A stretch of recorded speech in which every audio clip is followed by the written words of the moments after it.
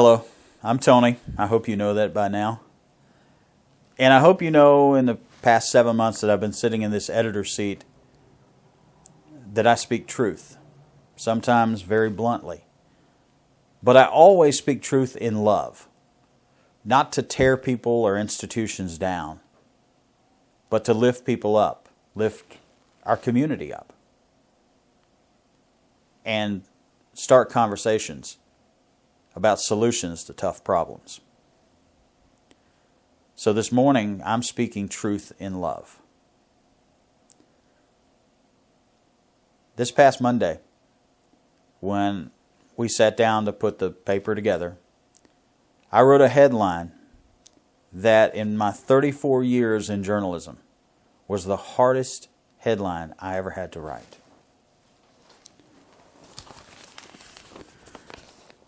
COVID-19 stops the presses temporarily. I'm just going to be honest with you. This business is hurting in a hurting world. COVID-19, the coronavirus, is an unseen enemy that's killing people, and it's killing businesses. Science can't wrap its head around what's going on, how to treat it effectively. And we're told, hunker down, shelter in place, and let it pass.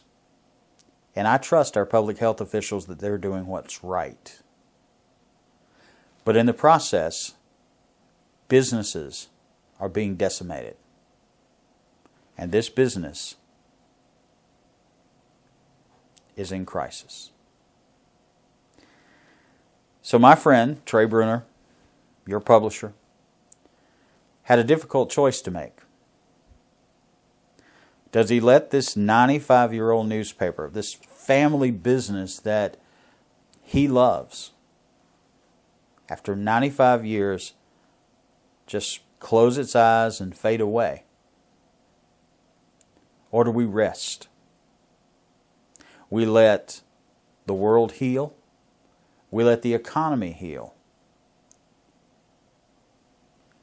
And we come back stronger. To his credit, Trey's a fighter.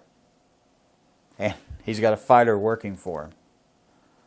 So we decided to make the choice, hard as it is, to rest. And that's what we're doing. For the next 5, 6 weeks, 30 days, 60 days, whatever it takes for this global pandemic to pass and for some sense of normalcy to be restored, the print edition of the Twin City News is resting. Now, what does that mean to you, our loyal readers?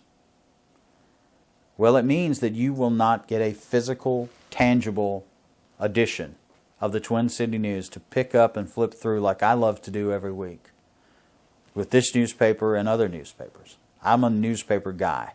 It's who I am. But the reality is, with no advertising, very little advertising, and thousands of dollars of production and distribution costs each week, we were hemorrhaging. And we have to stop the bleeding. And the only way to do that is to innovate. Now, one of the things that has happened over the past 10 years, before coronavirus was even on the radar, was that the publishing industry has gone through something called the digital disruption. Most of us, if we're honest, get most of our information either from television, the internet, or our smartphones. It's changed the way that people receive information. And it's practically killed the newspaper industry. And the newspaper industry, this newspaper among them, little tiny small newspaper in Batesburg, Leesville, South Carolina, had a choice and is at that moment of choice now. Do we push against the coming wave, or do we ride it out? Well, coronavirus forced our hand, but we're going to make the best of it. Over the next 5 weeks, we are going to continue to tell stories. We're going to continue to report the hard news. We're going to continue to try to capture those inspiring moments that make us a better community. We're going to continue to ask questions and start conversations about the problems that face us all. But we're going to do it in a digital format. We invite you to check out all of our news on our website, www.twin-citynews.com. Check out what we post on social media. And we are working on other ways to share with you, our readers, our audience, our community, necessary information. One of the ways is yesterday I produced the first daily podcast. I've been playing with podcasts for a while, but yesterday I decided that I'm going to sit down at this microphone once a day and at least give you a 15-minute update that you can listen to on your phones, listen to on your computer, download, and share. In addition, we're going to continue to publish photographs, stories, videos on our website. We have temporarily taken the paywall down on our website. We're not asking you to pay for anything we put on our website at the moment. But when we come back stronger, when we begin producing the printed newspaper again, which, by the way, I'm using this downtime to do a redesign and rethink how better we can share information with you in a more entertaining and informative and interactive way. So this is forcing us to rethink how we put together a newspaper too. But at the end of this period, I want to invite you to support this newspaper. I hope that as we are making the tough choices to try to survive in a difficult climate, that when we come through this,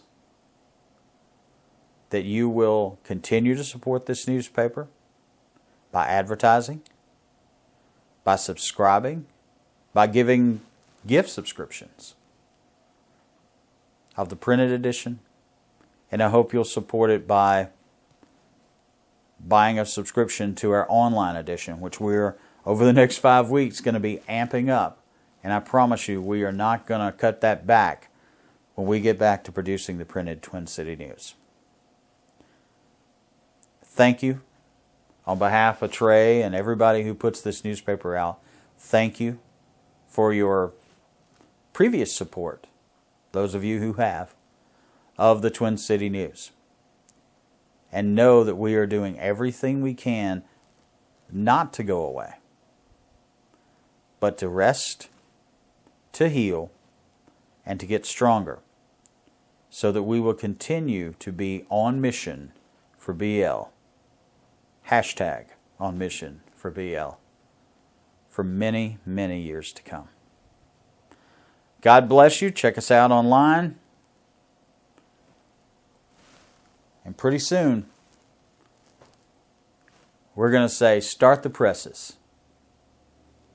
It's time for the Twin City News printed edition to roll again.